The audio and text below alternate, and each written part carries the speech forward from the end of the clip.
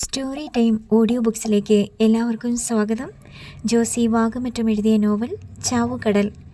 ശൗര്യക്കുട്ടിയെ കാണാതായിട്ട് ഒരു വർഷം തികയുകയാണ്. എങ്ങുമെത്താതെ ചുരുട്ടിക്കെട്ടിയ കേസന്വേഷണം എങ്ങനെയെങ്കിലും പുനരുജ്ജീവിപ്പിക്കാനുള്ള ശ്രമത്തിലായിരുന്നു എമിലി. ഒരു പ്രകടനവും പ്രക്ഷോഭവും സംഘടിപ്പിക്കാനും കേസന്വേഷണത്തിനായി പുതിയൊരു പോർമുഖം തിരഞ്ഞെടുക്കാനും അവൾ ചന്ദ്രഭാനുവിൻ്റെ സഹായം തേടി. ശൗര്യയെ സൈമൺ തരകൻ കരുതിക്കൂട്ടി വധിച്ചതാണെന്നും ശൗര്യയുടെ മൃതദേഹം ബോട്ടിൽ കയറ്റിക്കൊണ്ടുപോയി കടലിൽ താഴ്ത്തിയതാണെന്നും ചെല്ലിക്കടപ്പുറത്ത് പരക്കെ ഒരഭ്യൂഹം പ്രചരിച്ചിരുന്നു. സൈമൺ തരകൻ വാടക കൊലയാളികളെ കൊണ്ട് അങ്ങനെയൊരു ക്രൂരകൃത്യം ചെയ്യിച്ചുവെന്ന് തന്നെ ആരോപിച്ചുകൊണ്ട് എമിലി പോലീസ് മേധാവികൾക്കും ജില്ലാ ഭരണ നേതൃത്വത്തിനും പരാതി നൽകി. ശൗര്യക്കുട്ടിയെ കാണാതായ കേസ് CBI അന്വേഷിക്കണമെന്നാവശ്യപ്പെട്ട് ചന്ദ്രഭാനുവിൻ്റെ നേതൃത്വത്തിൽ ആലപ്പുഴയിൽ ഒരു കൂറ്റൻ പ്രതിഷേധ റാലിയും പ്രകടനവും നടത്താനും തീരുമാനിച്ചു. പത്രങ്ങളും മറ്റും ശൗര്യയുടെ തിരോധാനത്തെക്കുറിച്ച് ഒരിക്കൽ കൂടി വാർത്തകൾ എഴുതി. സൈമൺ തരകൻ തനിക്ക് നിയമാനുസൃതമല്ലാത്ത ബന്ധത്തിൽ ജനിച്ച മകനെ വകവരുത്താൻ ശ്രമിച്ചിരിക്കാം എന്ന നിഗമനത്തോടു കൂടിയാണ് പത്രങ്ങളിൽ സമരപരിപാടികളെക്കുറിച്ചുള്ള വാർത്തകൾ അച്ചടിച്ചു വന്നത്. ചെല്ലിക്കടപ്പുറത്ത് നിന്ന് ആരംഭിച്ച പ്രതിഷേധ റാലി ജില്ലാ പോലീസ് ആസ്ഥാനത്തിനു മുൻപിലാണ് അവസാനിച്ചത്. ആ പ്രകടനത്തിനും പ്രതിഷേധത്തിനും പത്രങ്ങളിൽ വന്ന വാർത്തകൾക്കും ഫലമുണ്ടായി. ശൗര്യയെ സൈമൺ തരകൻ കൊന്നു കടലിൽ കെട്ടി താഴ്ത്തിയെന്ന പരാതിയിന്മേലുള്ള കേസ് CBIക്ക് വിട്ടുകൊടുക്കാൻ ഗവൺമെൻറ് തയ്യാറായില്ലെങ്കിലും ക്രൈംബ്രാഞ്ചിന് കേസ് ഏൽപ്പിച്ചുകൊണ്ട് ഹോം മിനിസ്റ്ററുടെ ഓഫീസിൽ നിന്ന് ഉത്തരവ് പോയി. അതും പത്രങ്ങളിൽ വലിയ വാർത്തയായിരുന്നു. നമുക്ക് ചെയ്യാവുന്നതെല്ലാം ചെയ്തു, ചന്ദ്രഭാനു എമിലിയെ ആശ്വസിപ്പിച്ചു. ക്രൈംബ്രാഞ്ച് കേസ് ഏറ്റെടുത്തല്ലോ, അതൊരു വലിയ വിജയമാണ്. ശൗര്യയ്ക്ക് എന്താണ് സംഭവിച്ചതെന്ന് തെളിയിക്കാൻ ക്രൈംബ്രാഞ്ചിന് കഴിയുമെന്നാണ് എൻ്റെ പ്രതീക്ഷ. അവനെ ജീവനോടെ തിരിച്ചു കിട്ടുന്നില്ലെങ്കിൽ എന്ത് വിജയമാ സാറേ ഇതൊക്കെ. കുറ്റവാളികളെ കണ്ടുപിടിച്ച് നിയമത്തിൻ്റെ മുൻപിൽ കൊണ്ടുവരുന്നതും കുറ്റം തെളിയിച്ച് അവരെ ശിക്ഷിക്കുന്നതും വലിയ വിജയം തന്നെയാണ്. ചന്ദ്രഭാനു തൻ്റെ വാദത്തിന് അടിവരയിട്ടു. അവൻ എന്ത് സംഭവിച്ചു എന്നറിയേണ്ട, അവൻ ജീവിച്ചിരിപ്പുണ്ടോ ഇല്ലയോ എന്നുള്ളതല്ല ഏറ്റവും വലിയ പ്രശ്നം, അവനെ ആരെന്ത് ചെയ്തു എന്ന് തെളിയണ്ടേ. പുറമേ നിന്ന് നോക്കുന്ന ഒരാൾക്ക് അത്രയും മതിയാവൂ എന്ന് എമിലിക്ക് തോന്നി. കുറ്റവാളിയെ കണ്ടുപിടിച്ച് കുറ്റം തെളിയിക്കുകയും ശിക്ഷ വാങ്ങിക്കൊടുക്കുകയുമല്ല എമിലിക്ക് വേണ്ടത്. ശൗര്യക്കുട്ടിയെ ജീവനോടെ തിരിച്ചു കിട്ടണം. അതല്ലാതെ നെഞ്ചിലെ കാട്ടുതീ അണയുകയില്ല. പാർട്ടി ഓഫീസിൽ നിന്നും മടങ്ങിയ എമിലിക്ക് വീട്ടിലേക്ക് ചെല്ലണമെന്ന് പോലും തോന്നിയില്ല. വീട് ഒരു ശൂന്യ സ്ഥലമാണ്. ശൗര്യയില്ലാത്ത ഇടങ്ങളിലെല്ലാം ശൂന്യതയാണ്. എമിലി മൺ റോഡിലൂടെ നടന്ന് കടപ്പുറത്തേക്ക് പോയി. നടക്കുമ്പോൾ ആരൊക്കെയോ എതിരെ വന്ന് എമിലിയോട് എവിടെ പോണെന്നോ എവിടെയെങ്കിലും പോയിട്ട് വരുവാണോ എന്നോ കുശലാന്വേഷണം നടത്തി. എമിലി അതൊന്നും കേട്ടില്ല. ആരെയും അവൾക്ക് കാണാനും കഴിഞ്ഞില്ല. ഒന്നിനും മറുപടി കൊടുത്തുമില്ല. കടപ്പുറത്ത് അവിടെ ഒറ്റ തിരിഞ്ഞ് ചില ആളുകളുണ്ടായിരുന്നു. ഏതോ വള്ളത്തിൻ്റെ അറ്റകുറ്റപ്പണി നടക്കുന്നു. ഒരിടത്ത് വലയുടെ കേടുപോക്കുന്നു. കുറച്ച് മാറി തെങ്ങിൻ പുരയിടത്തിൽ ചീട്ടുകളി. എമിലി കടപ്പുറത്ത് തിരകൾ വന്ന് കാലിൽ തൊടാത്ത അകലത്തിൽ നിന്നു. തൻ്റെ ജീവിതത്തെ സ്വാധീനിച്ച പുരുഷന്മാർ, ജീവിതത്തിൽ നിന്നും മറഞ്ഞു പോകുന്ന പ്രതിഭാസം എങ്ങനെ സംഭവിക്കുന്നു എന്നറിയാതെ അവളുടെ മനസ്സുഴറി. ആദ്യം ആഞ്ചലോസാണ് പോയത്. മരിച്ചു എന്നുറപ്പിക്കാൻ മൃതദേഹം പോലും കിട്ടിയില്ല. ഇപ്പോൾ ശൗര്യക്കുട്ടി. അവൻ്റെ ജീവനും കടലിനടിയിലാണോ തീർന്നത്? വിചിത്രമായൊരു സംഗതി, അവർ രണ്ടുപേരും ജീവനോടെ ഇല്ലെന്ന് വിശ്വസിക്കാൻ മനസ്സു കൂട്ടാക്കുന്നില്ല എന്നതായിരുന്നു. കടലിലേക്ക് നോക്കി നിൽക്കുമ്പോൾ കാണാമറയത്തെവിടെയോ ഒരു തോണി തുഴഞ്ഞ ആരോ വരുന്നത് പോലെ. എമിലിയുടെ മുടിയിലും വസ്ത്രാഞ്ചലങ്ങളിലും കാറ്റ് പിടിക്കുന്നുണ്ടായിരുന്നു. അമ്മ വിളി കേട്ട് എമിലി തിരിഞ്ഞു നോക്കി. ജാനറ്റ്. അമ്മ എന്താ നേരെ ഇങ്ങോട്ട് പോന്നേ? ഇവിടെ ആരിയ്ക്കുന്നു? എമിലിയുടെ ഒപ്പം വന്ന് നിന്ന് അവൾ ചോദിച്ചു. എമിലി അതിന് മറുപടി ഒന്നും പറഞ്ഞില്ല. ജാനറ്റ് കടലിലേക്ക് നോക്കി. ഒന്നും പ്രത്യേകിച്ച് കാണാനില്ല. ഞാൻ ആ മുറ്റത്ത് നിൽപ്പുണ്ടായിരുന്നല്ലോ. അമ്മ വഴി മറന്ന പോലെ എങ്ങും നോക്കാതെ ചുമ്മാ നടന്നു പോവുക, യന്ത്രം പോണ പോലെ. ഞാൻ ഓർത്തു അമ്മ വീട് മറന്നു പോയെന്ന്. എമിലി അതിനും മറുപടി പറഞ്ഞില്ല. അമ്മ വാ പോകാം. ജാനറ്റ് എമിലിയുടെ കൈ പിടിച്ച് ഒരന്ധയെ എന്ന പോലെ വീട്ടിലേക്ക് നടത്തിക്കൊണ്ടുപോയി. എമിലിയോട് കുഞ്ഞെന്ന പറഞ്ഞു, ഇനി അതിൻ്റെ പുറകെ നടക്കണ്ട. സൈമൺ മുതലാളി ഇന്നേ വരെ ആരുടെ മുൻപിലും തോറ്റു കൊടുത്തിട്ടില്ല. ഇനിയൊട്ട് തോറ്റു കൊടുക്കാനും പോകുന്നില്ല. ക്രൈം പോലീസല്ല, പട്ടാളം നോക്കിയാലും അയാളെ ഒന്നും ചെയ്യാൻ പറ്റത്തില്ല. അമ്മയും അയാളുടെ കൂടെയാണോ? എമിലി മൂർച്ചയോടെ കുഞ്ഞനെയെ നോക്കി. ഞാൻ ആരുടെ കൂടെയാണെന്ന് നിനക്കറിയത്തില്ലെങ്കിൽ പിന്നെ ആർക്കാടി അറിയാവുന്നേ? ആ മറുചോദ്യം വന്നതോടെ എമിലി വീണ്ടും നിശബ്ദയായി. നീ ഈ പാർട്ടിക്കാരുടെ കൂടെ നടന്നില്ലായിരുന്നുവെങ്കിൽ വല്ല വീട്ടിലും മിറ്റമടിക്കുകയും പാത്രം കഴുകുകയും തുണി അലക്കുകയും ചെയ്യുന്ന പണിയെങ്കിലും കിട്ടിയേനെ. ഇനിയിപ്പം അതിനും ആരും വിളിക്കാണ്ടായല്ലോ. എമിലിയും കുഞ്ഞനെയും ചില സമ്പന്ന കുടുംബങ്ങളിൽ വീട്ടുവേല ചെയ്ത് കൊടുത്തിട്ടാണ് വല്ല വിധേനയും കുടുംബ ചെലവ് നടത്തിക്കൊണ്ടിരുന്നത്. പഠിപ്പിക്കാനുള്ള പണമില്ലാത്തതിനാൽ ജാനറ്റിൻ്റെയും ഡെന്നിച്ചൻ്റെയും പഠിപ്പ് നിർത്തി. ജാനറ്റിന് +2 പരീക്ഷ എഴുതാൻ കഴിഞ്ഞു. ഡെന്നിച്ചൻ +2-ന് പഠിക്കുന്നില്ലെങ്കിൽ 10ാം ക്ലാസ്സിൻ്റെ പരീക്ഷ എഴുതുന്നില്ലെന്ന് ശഠിച്ചു. പരീക്ഷ എഴുതട മോനെ എന്ന് എമിലി നിർബന്ധിച്ചുമില്ല. ഭാവിയുടെ ചക്രവാളം ഇരുണ്ട് കിടക്കുന്നത് ശൗര്യയുടെ തിരോധാനത്തോടെ എമിലി മനക്കണ്ണിൽ കണ്ടു കഴിഞ്ഞിരുന്നു. ഡെന്നിച്ചൻ SSLC പരീക്ഷ എഴുതിയാലും ഇല്ലെങ്കിലും, അത് പാസ്സായാലും ഇല്ലെങ്കിലും തങ്ങളുടെ കുടുംബത്തിലോ ഭാവി ജീവിതത്തിലോ ഒരു മാറ്റവും വരാൻ പോകുന്നില്ലെന്ന് എമിലിക്ക് അറിയാമായിരുന്നു. 3 മാസത്തോളം ഡെന്നിച്ചൻ വെറുതെ വീട്ടിലിരുന്നു. സമപ്രായക്കാരായ കൗമാരക്കാരോടൊപ്പം വൈകുന്നേരങ്ങളിൽ കടപ്പുറത്ത് ഫുട്ബോൾ തട്ടിക്കളിച്ചു. ചിലപ്പോൾ വോളിബോൾ കളിച്ചു. വായനശാലയിൽ പോയിരുന്ന ക്യാരംസ് കളിച്ചു. ഒടുവിൽ ചീട്ടുകളി പഠിച്ച് തെങ്ങിൻ ചുവട്ടിലേക്ക് ഇരിപ്പ് മാറ്റിയപ്പോൾ എമിലി പറഞ്ഞു, ഈ പണി ഈ വീട്ടിൽ നടക്കത്തില്ല. നാളെ മുതൽ വള്ളത്തിൽ പൊക്കൂ. ഞാൻ കടലിപ്പണിക്ക് പോകാനോ? നീ കടലിപ്പണിക്ക് പോയാലെന്നാ കടൽ വറ്റിപ്പോകുവാ? എന്നെക്കൊണ്ട് വയ്യ. ഞാൻ കടലിൽ ഇറങ്ങൂല. എനിക്ക് പേടിയാ. അതുമാത്രമല്ല, എനിക്ക് ഇത്രയ്ക്കിത്രയല്ലേ പ്രായമുള്ളൂ. വല്ലതും തിന്നണമെങ്കിൽ മതി. പണിയെടുത്തോണ്ട് വന്ന് തന്നാ വെച്ച് വിളമ്പിത്തരും. ഈ വീട്ടിൽ വന്ന് അന്തി ഉറങ്ങാം. ഇല്ലെങ്കിൽ പൊക്കോണം എങ്ങോട്ടെങ്കിലും. ഡെന്നിച്ചൻ അമ്മയുടെ മുഖത്തേക്ക് തന്നെ തുറിച്ചു നോക്കി.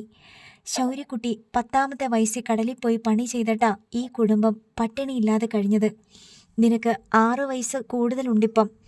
അമ്മ, എനിക്കിഷ്ടമല്ല കടലിൽ പോകാൻ. പിന്നെങ്ങനെ ചെലവ് കഴിയും? അരി വാങ്ങണ്ടേ? ഉപ്പും മുളകും വാങ്ങണ്ടേ? ഡെന്നിച്ചൻ അമ്മയോട് പ്രതിഷേധിച്ച് 2 ദിവസം വീട്ടിൽ കയറാതെ അവിടെ അലഞ്ഞു നടന്നു. ഒരു രാത്രി കൂട്ടുകാരൻ്റെ വീട്ടുവരാന്തയിൽ കിടന്നുറങ്ങി. പിറ്റേന്ന് ആ കൂട്ടുകാരൻ അവനെ വിളിച്ച് മാറ്റി നിർത്തി പറഞ്ഞു, എന്നും ഇവിടെ കിടക്കാൻ പറ്റത്തില്ലാട്ടാ. നിനക്ക് വീടില്ലേന്ന് അമ്മ ചോദിക്കണ്. അടുത്ത ദിവസം രാത്രിയായപ്പോൾ ഡെന്നിച്ചൻ വീട്ടിൽ കയറി വന്നു. അവന് വിശക്കുന്നു. വീട്ടിന് പുറത്ത് സ്നേഹക്കൂറിൽ കിട്ടുന്ന ഭക്ഷണം 1-2 നേരത്തേക്ക് മാത്രമേ ഉള്ളൂ എന്നും വീട്ടിൽ വിലയുള്ളവന് മാത്രമേ നാട്ടിലും വിലയുള്ളൂ എന്നും അവന് ബോധ്യമായി. എമിലി ഒന്നും ചോദിക്കാതെ മകന് കഞ്ഞി വിളമ്പിക്കൊടുത്തു. വിശപ്പിൻ്റെ ആർത്തിയിൽ വായയും തൊണ്ടയും പൊള്ളുന്നത് കൂടി അവഗണിച്ച് അവൻ നൊടിയിടയിൽ അത് കഴിച്ചു തീർത്തു. നിനക്ക് ഏത് വള്ളത്തിലാ കയറേണ്ടത്? ഡെന്നിച്ചൻ കഴിച്ച് എഴുന്നേൽക്കും മുമ്പേ എമിലി ചോദിച്ചു. ആ ഭീകര സത്യത്തെ താൻ അഭിമുഖീകരിക്കുക തന്നെ വേണമെന്ന് ഡെന്നിച്ചന് തീർച്ചപ്പെട്ടു.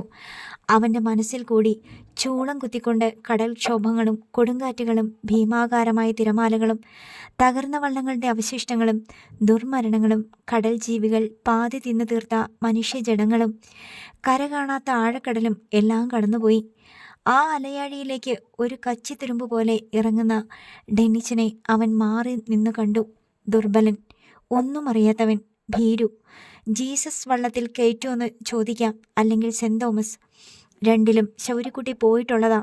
അവനെ ആരും മറന്നിട്ടില്ലാത്തതുകൊണ്ട് നിനക്കൊരു അവസരം തന്നേക്കും. ചോദിക്കാം.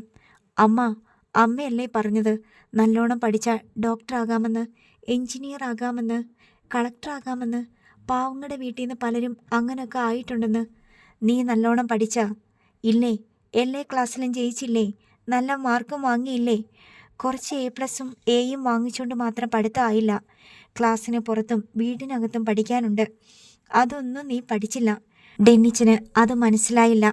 നമ്മളെപ്പോലത്തെ പാവങ്ങൾ ഈ കടപ്പുറത്ത് വേറെ ഉണ്ടല്ലോ. അവരെങ്ങനെ ജീവിക്കണേന്ന് കണ്ടു പഠിക്കണം.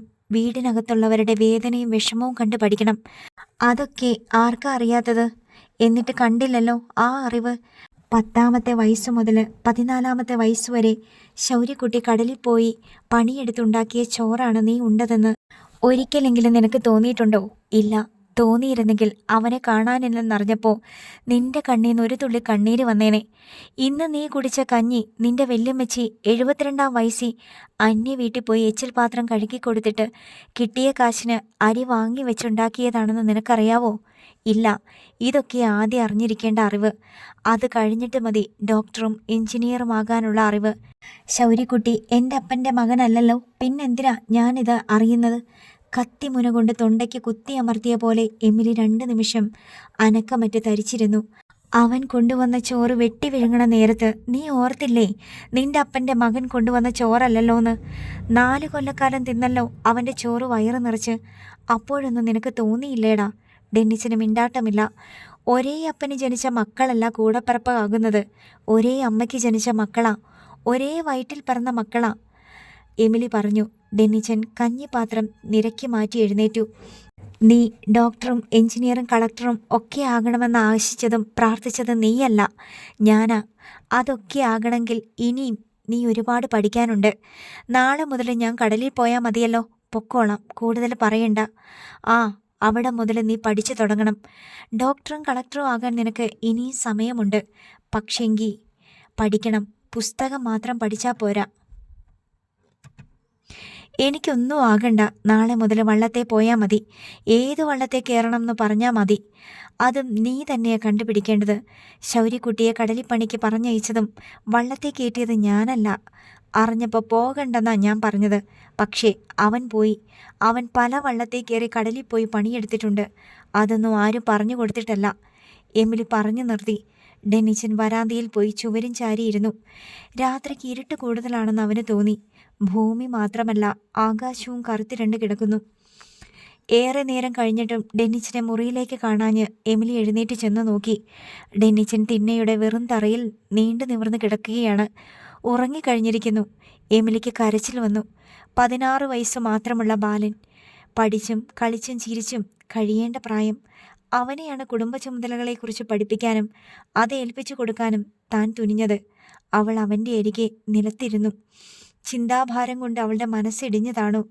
മനുഷ്യൻ്റെ ജനന മരണങ്ങൾക്കും ജീവിതത്തിനും ഒരർത്ഥവുമില്ലെന്ന് അവൾക്ക് തോന്നി. എറുമ്പുകളെയും പുഴുക്കളെയും പോലെ തന്നെ മനുഷ്യരും ജനിക്കുന്നു, ആഹാരം ശേഖരിക്കുന്നു, പ്രത്യുൽപാദനം നടത്തുന്നു, മരിക്കുന്നു. കോടാനുകോടി ജീവജാലങ്ങൾ ഈ പ്രക്രിയ തന്നെ ആവർത്തിച്ചു കൊണ്ടിരിക്കുന്നു. ഡെന്നിച്ചൻ്റെ തലയിലൂടെ യാന്ത്രികമായി കൈയോടിച്ചുകൊണ്ട് അവൾ ചിന്തയിൽ മുഴുകി. തൻ്റെ മക്കളിൽ ആരും കടലിൽ പോയി അന്നം തേടേണ്ടി വരരുതെന്ന് ഒരുപാട് ആഗ്രഹിക്കുകയും പ്രാർത്ഥിക്കുകയും ചെയ്ത തനിക്ക് കടലാണ് ഏറ്റവും വലിയ ഭീഷണി എന്നവൾക്കിപ്പോൾ ബോധ്യപ്പെട്ടു. ആഞ്ചലോസ് വള്ളത്തിൽ പോകുന്ന കാലത്ത് അനുഭവിച്ചിട്ടുള്ള ആശങ്കയ്ക്കും സങ്കടത്തിനും കണക്കില്ല. മക്കളുണ്ടായപ്പോൾ പ്രതിജ്ഞയെടുത്തു, അവരെ കടലിന് കൊടുക്കില്ല. ആഞ്ചലോസിനെ പിടിച്ചെടുത്തുകൊണ്ട് കടൽ എമിലിയെ വെല്ലുവിളിച്ചു. ഭൂമിയുടെ 2/3 ഭാഗവും നിറഞ്ഞു കിടക്കുന്ന എന്നോടോ നിന്റെ വെല്ലുവിളി? നീ ആര്? ശൗര്യക്കുട്ടിയെ കാണാതായിട്ട് വർഷം 1 തികഞ്ഞിരിക്കുന്നു. കരമാർഗമല്ല അവന് നഷ്ടപ്പെട്ടിരിക്കുന്നതെന്ന് എല്ലാവരും ഒരേ സ്വരത്തിൽ പറയുന്നു. യാതൊരു തെളിവും അവശേഷിപ്പിക്കാതെ ശൗര്യയെ നിശബ്ദനാക്കിയത് കടലിൻ്റെ കൂടി നിഗൂഢവും അഗാധവുമായ പങ്കാളിത്തത്തോടെയാണ്. എന്നിട്ട് വീണ്ടും കൈകാട്ടി വിളിക്കുന്നു, അടുത്തവൻ എവിടെ? വാ. എമിലി കാലത്ത് 8 മണിക്ക് ഡെന്നിച്ചനെയും കൂട്ടി ജെറമിച്ചായൻ്റെ വീട്ടിലെത്തിയപ്പോൾ രാത്രി മീൻപിടുത്തം കഴിഞ്ഞ് ഫ്രാങ്കോയും ഡാനിയലും തിരിച്ചു വന്നിട്ടേ ഉണ്ടായിരുന്നുള്ളൂ. ശൗര്യയുടെ എന്തേലും വിവരം ഉണ്ടോ? ഫ്രാങ്കോ കുശലൻ ചോദിച്ചു. ഒന്നുമില്ല. കേസ് ക്രൈംബ്രാഞ്ച് അന്വേഷിക്കാമെന്ന് സമ്മതിച്ചു. ഓ, അതുകൊണ്ട് എന്നാ കാര്യം? പോലീസ് എല്ലാം ഒന്നല്ലേ? ഡാനിയൽ പറഞ്ഞു. ക്രൈംബ്രാഞ്ച് പല കേസും തെളിയിച്ചിട്ടുണ്ടെന്നാണ് എല്ലാവരും പറയണത്. അതൊക്കെ പോലീസിനും കൂടെ താല്പര്യമുള്ള കേസുകളല്ലേ? അവർക്ക് തെളിയിക്കണമെന്നുണ്ടെങ്കിൽ ലോക്കൽ പോലീസ് പോരെ? ധാരാളം. എല്ലായിടത്തും മനുഷ്യന്മാർ തന്നെയാണല്ലോ, ഫ്രാങ്കോ പറഞ്ഞു. ഏതായാലും ക്രൈംബ്രാഞ്ച് കൂടെ നോക്കട്ടെ, എമിലി പിറുപിറുത്തു. സൈമൺ മുതലാളി അറിയാണ്ട് ശൗര്യക്കുട്ടി എവിടെ പോകാനാ? എല്ലാവരും രഹസ്യമായിട്ട് പറയണത് സൈമൺ മുതലാളിയുടെ ആൾക്കാർ ശൗര്യനെ ഒരു വീപ്പയ്ക്കകത്ത് കയറ്റി നിർത്തി കോൺക്രീറ്റ് ഇട്ട് നിറച്ച് സെറ്റാക്കിയിട്ട് പുറം കടലിൽ കൊണ്ടുപോയി താഴ്ത്തിയെന്നാ. എമിലിയുടെ നെഞ്ചു പിളർന്ന് ഒരിടിവാൾ കടന്നുപോയി. നിങ്ങൾ എന്നാ വർത്തമാനാ പറയുന്നേ? വരാന്തയിലേക്ക് വന്ന ലീലാമ്മ ദേഷ്യപ്പെട്ടു. വല്ലവരും വായിക്ക് തോന്നിയതൊക്കെ വിളിച്ചു പറയുന്നത് കേട്ടിട്ട് അതൊക്കെ എമിലി ചേച്ചിയുടെ അടുത്ത് വിളമ്പണോ? ഒരു ബോധം വേണ്ടേ? അല്ല, എമിലി ചേച്ചി വന്ന കാര്യം പറഞ്ഞില്ലല്ലോ, ഡാനിയൽ ചോദിച്ചു. വീട്ടിലത്തെ കാര്യങ്ങൾ വലിയ വിഷമത്തിലാ. പണിയില്ലല്ലോ ആർക്കും. ഇവനെ കൂടെ വള്ളത്തെ കൊണ്ടുപോയ വലിയ ഉപകാരമായിരുന്നു. ഫ്രാങ്കോയും ഡാനിയലും ഡെന്നിച്ചനെ നോക്കി. ഇവനോ? ഇവന് വല്ലതും അറിയാവോ? ഇവൻ പഠിച്ചുകൊണ്ട് നടക്കുവല്ലേ? എടാ, നീ ശരിക്ക് കടൽ കണ്ടിട്ടുണ്ടോ? ഡെന്നിച്ചൻ പതറി. അവന് ഒന്നും അറിയില്ല. എല്ലാം ഒന്നേന്ന് മുതൽ പഠിപ്പിക്കണം. അവൻ പെട്ടെന്ന് പഠിച്ചോളും, എമിലി പറഞ്ഞു. ഇവൻ എത്രയാ വയസ്സ്? 16. ശൗരി 10ാം വയസ്സിൽ കടലിൽ പണിക്കിറങ്ങി. ശൗര്യക്കുട്ടി 10-ാം വയസ്സിലും പുലിക്കുട്ടിയായിരുന്നു. കടലിലെ എല്ലാ അഭ്യാസവും അവനറിയായിരുന്നു. ഞങ്ങളുടെ അച്ചായൻ പഠിപ്പിച്ചു കൊടുത്തതാ. അതുപോലെയാണോ ഇവൻ? ഫ്രാങ്കോ അവനെ ചുഴിഞ്ഞു നോക്കി. നിനക്ക് കടലിൽ പോകാൻ പേടിയുണ്ടോടാ? ഡെന്നിച്ചൻ പതറി. ഉണ്ട്. ഉള്ള സത്യം അവനങ്ങ് തുറന്നു പറഞ്ഞു. വെളുപ്പിന് 4 മണി മുതൽ എമിലി ഡെന്നിച്ചനെ വിളിച്ചുണർത്താൻ ശ്രമിക്കുന്നതാണ്. അവൻ ഒന്ന് മൂളും, ഒന്ന് ഞരങ്ങും, എന്നിട്ട് ഒന്നും കൂടി ചുരുണ്ടി കിടക്കും. എണീക്കാം അമ്മ, ഇപ്പം എണീക്കാം. എമിലി അവൻ്റെ ശരീരം പിടിച്ചു കുലുക്കും. എണീക്കടാ, എടാ എണീക്കാൻ.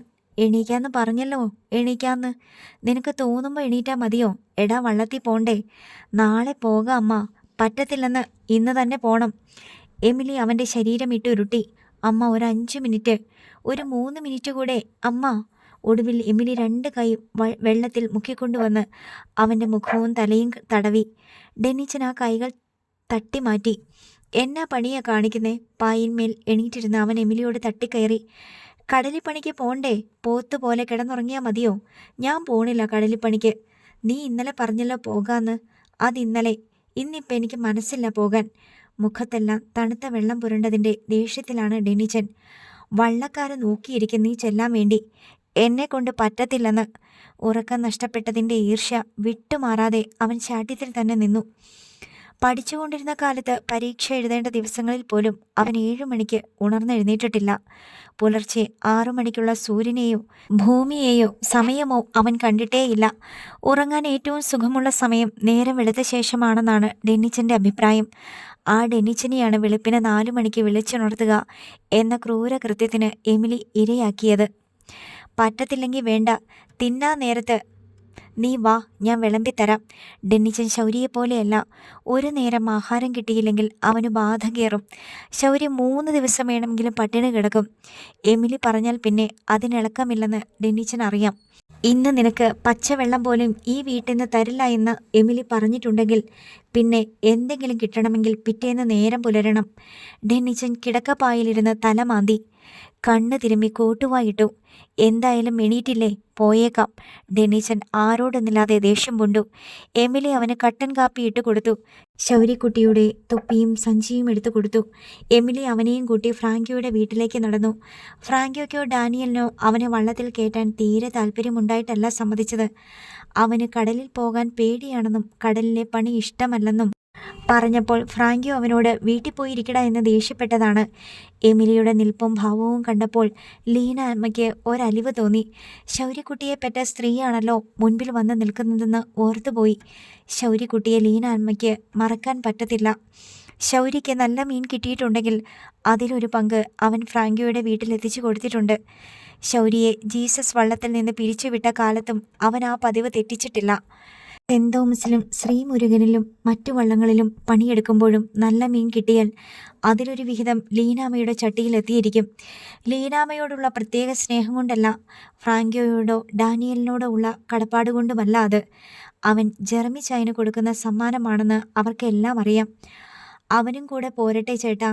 അവൻ്റെ പേടിയൊക്കെ മാറിക്കോളും. പണിയൊക്കെ അവൻ പഠിച്ചോളും.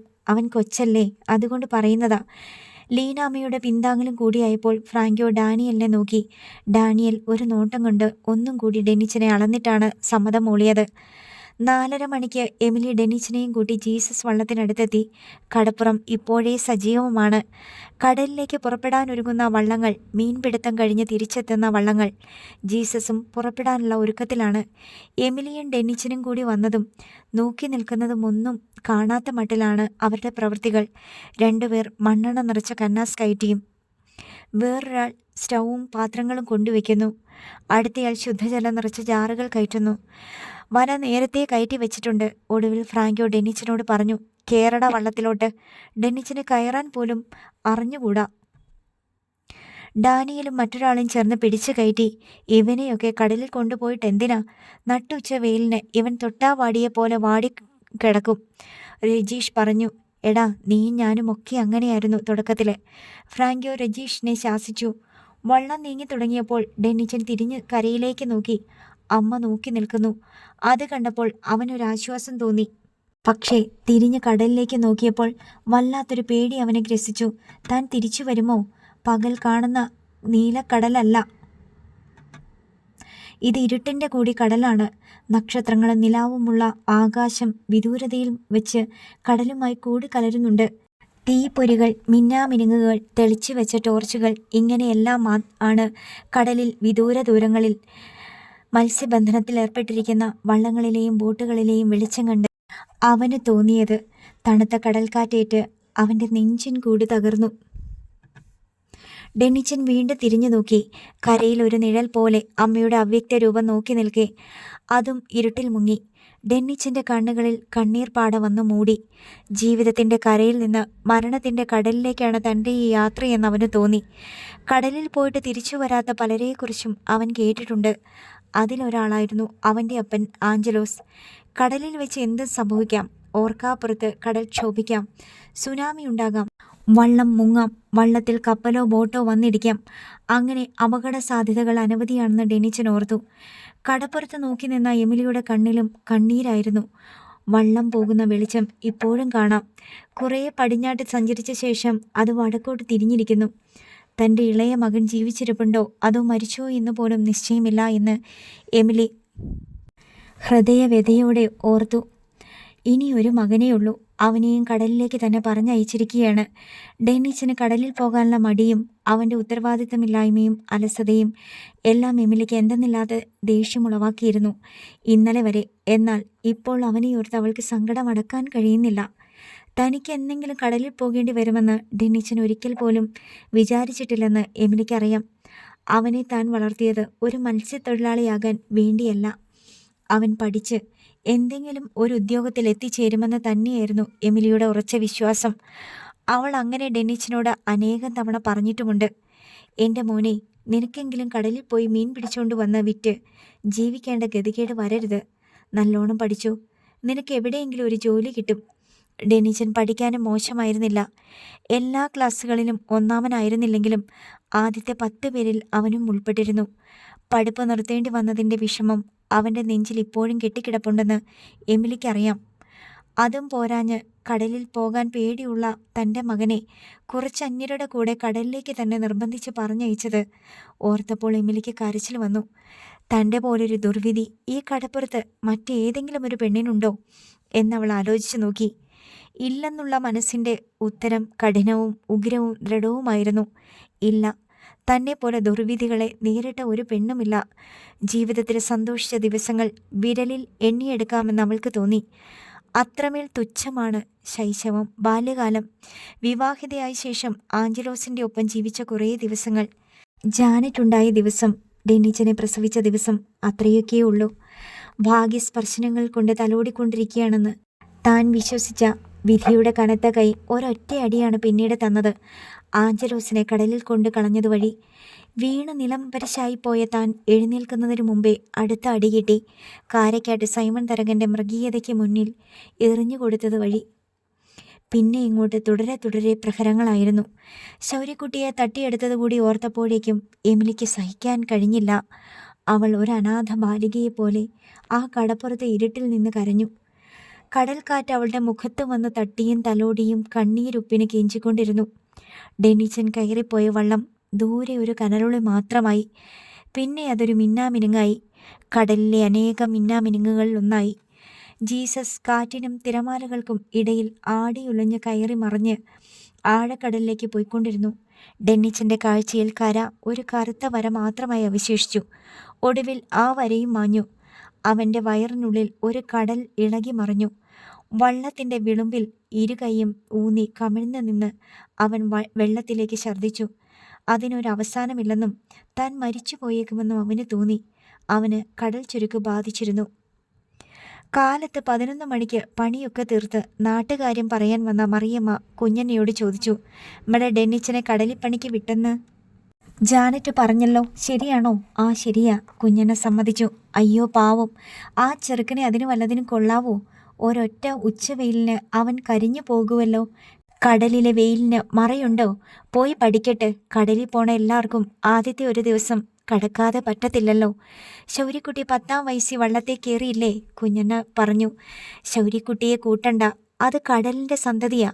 അവൻ കരയ്ക്ക് ജീവിച്ചതിനേക്കാളും കൂടുതൽ വെള്ളത്തിലായിരുന്നു. അവനെപ്പോലൊരു ചെക്കനെ കണി കാണാൻ കിട്ടുമോ ഇനിയുള്ള കാലത്ത്? മറിയമ്മയുടെ സ്വരത്തിൽ ഒരു വിഷാദം പുരണ്ടിരുന്നു. വേറൊരു വിശേഷം അറിഞ്ഞ മറിയമ്മ അടുത്ത വിഷയത്തിലേക്ക് കടന്നു.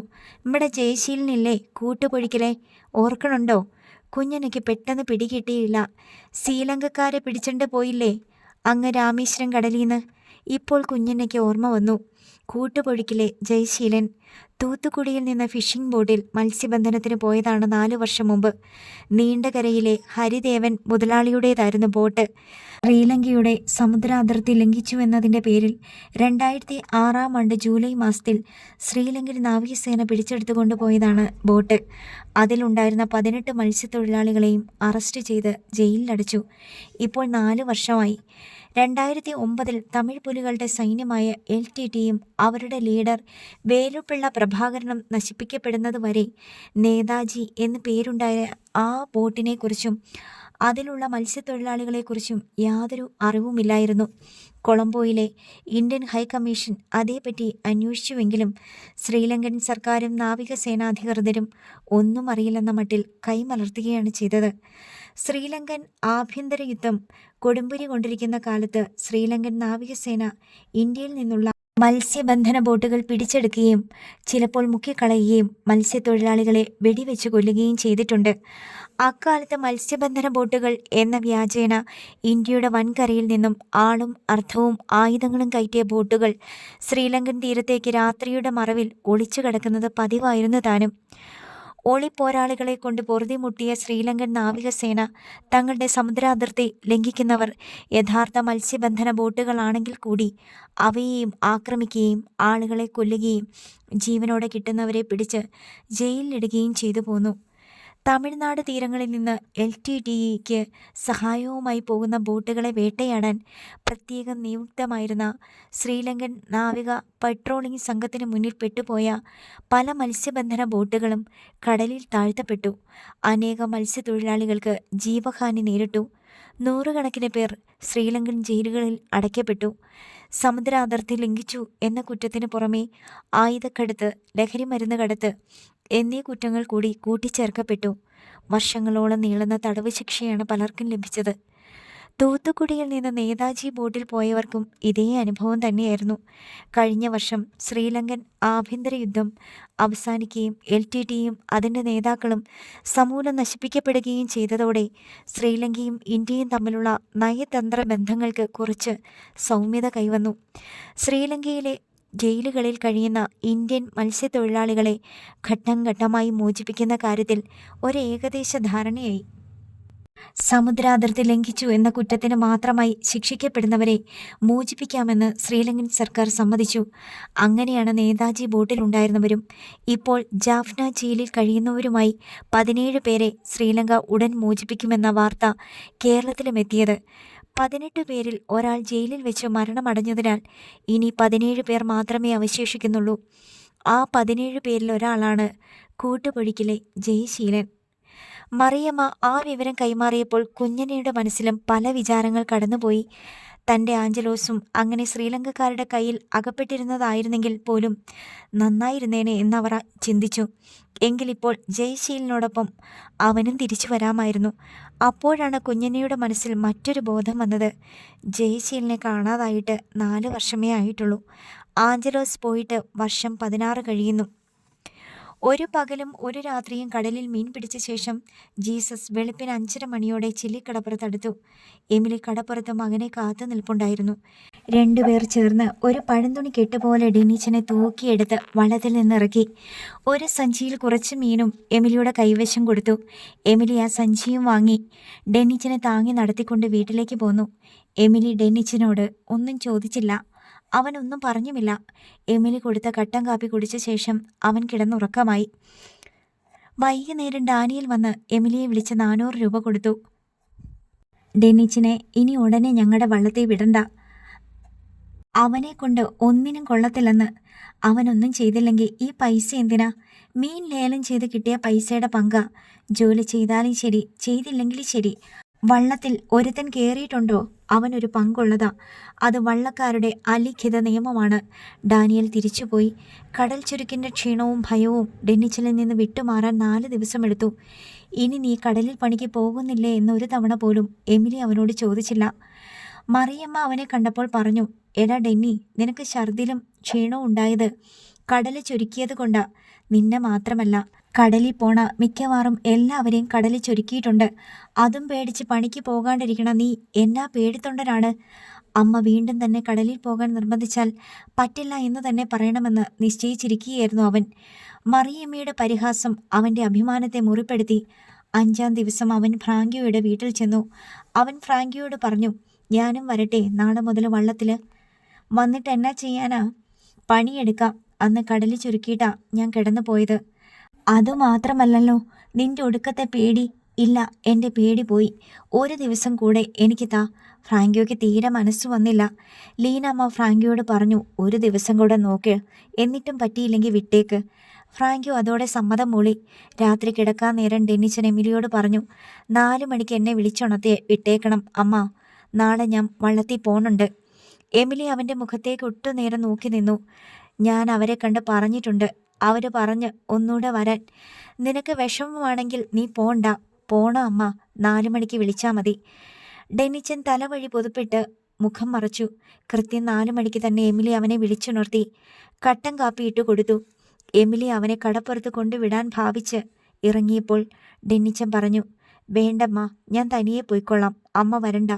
അവൻ തനിയെ ഇരുട്ടത്തിറങ്ങി നടന്നുപോയി. രാത്രി ഒറ്റയ്ക്ക് പുറത്തിറങ്ങാൻ പോലും പേടിയുള്ള ചെക്കനാണ്. ഇരുട്ടിൽ അലഞ്ഞു നടക്കുന്ന പ്രേതാത്മാക്കളെയും പ്രേതകഥകളെയും അവന് ഭയമാണ്. എമിലി അത് ഓർത്തുകൊണ്ട് അവൻ പോയ ദിക്കിലേക്ക് നോക്കി തിണ്ണയിൽ തന്നെ നിന്നു. നാട്ടിൽ തിരിച്ചെത്തിയ ജയശീലിന് ചെല്ലാനം കടപ്പുറം മുതൽ നീണ്ടകര വരെ വൻ സ്വീകരണമാണ് ലഭിച്ചത്. മരിച്ചുപോയെന്ന് വീട്ടുകാരും നാട്ടുകാരുമെല്ലാം കരുതിയ ആൾ തിരിച്ചു വന്നിരിക്കുകയാണ്. കൂട്ടുപൊഴിക്കൽ ജയശീലിനെ ആദരിക്കാനും അഭിനന്ദിക്കാനുമായി ചെല്ലിക്കടപ്പുറത്തും വലിയ സ്വീകരണം തന്നെ കടപ്പുറത്തുകാർ ഒരുക്കി. കഴുത്തിൽ വലിയ പൂമാല ഇട്ട് നിന്നുകൊണ്ട് ജയശീലൻ എല്ലാവരോടും നന്ദിയും കൃതജ്ഞതയും പറഞ്ഞു. സ്വീകരണ പരിപാടി സമാപിച്ച ശേഷം ജയശീലൻ എമിലിയെ കാണണമെന്നാവശ്യപ്പെട്ട് വീട്ടിലെത്തി. എമിലി കാര്യമെന്തെന്നറിയാതെ അമ്പരപ്പിൽ തിണ്ണയിലേക്ക് ഇറങ്ങിച്ചെന്നു. ചേച്ചിയെ കാണണമെന്ന് പറഞ്ഞത് ഒരു സംശയം പറയാനാ. ജയശീലൻ പറഞ്ഞു, ജാഫ്ന ജയിലിൽ നിന്ന് ഞങ്ങളെ കൊളംബോ ജയിലിലേക്ക് കൊണ്ടുവന്നപ്പോൾ അവിടുത്തെ ജയിലിൽ വെച്ച് ഞാൻ ഒരാളെ കണ്ടു. നമ്മുടെ ആഞ്ചലോസിനെ പോലെ തോന്നി. അത് കേട്ടതും എമിലിയുടെ ദേഹത്തെ സകല രോമകൂപങ്ങളും തിണർത്ത് തരിച്ചുണർന്നു. അടുത്ത ഭാഗം നാളെ.